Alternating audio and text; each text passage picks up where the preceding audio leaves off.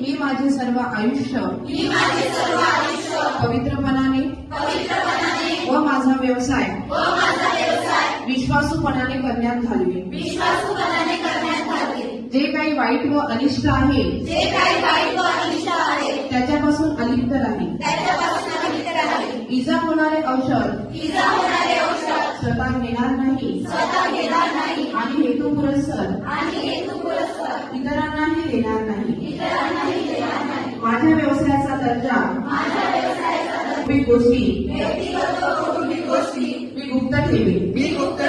मी डॉक्टरांना निष्ठापूर्वक सहकार्य करण्याचा प्रयत्न करेन आणि माझ्यावर सोपविलेल्या रुग्णाच्या सेवेत स्वतःला वाहून घेईन.